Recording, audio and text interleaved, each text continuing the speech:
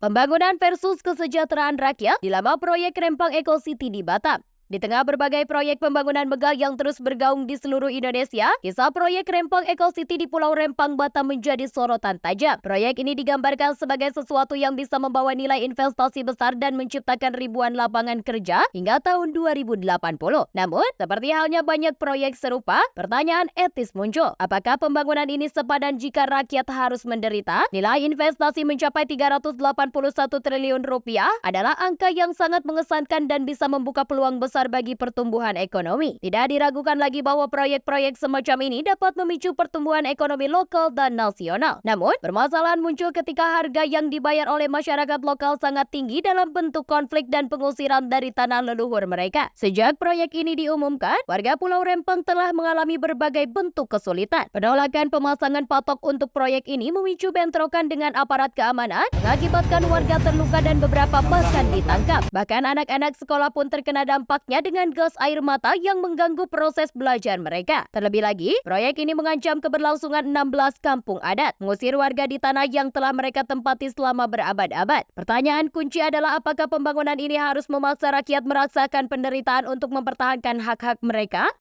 Kami dipindahkan, kami mau kerja apa? Bayangkan kalau misalnya kami dipindahkan, apakah kami bisa melaut di situ? Pasti. Daerah kami dibilang legal. Pasti ditahan sama investor.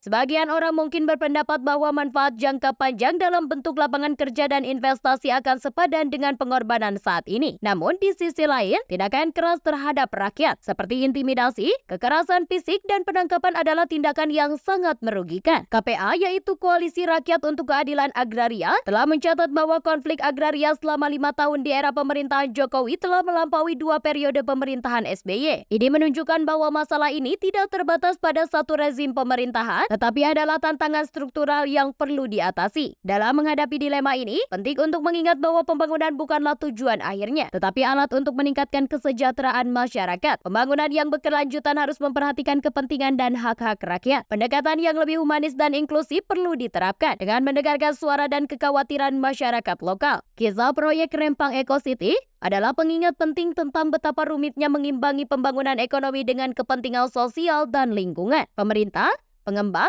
dan masyarakat harus duduk bersama untuk mencari solusi yang adil, yang kemungkinan pembangunan akan berkelanjutan tanpa merugikan rakyat yang sudah terlanjur menderita. Sebuah negara yang maju adalah yang memastikan kesejahteraan semua warganya, bukan hanya sebagian kecil dari mereka.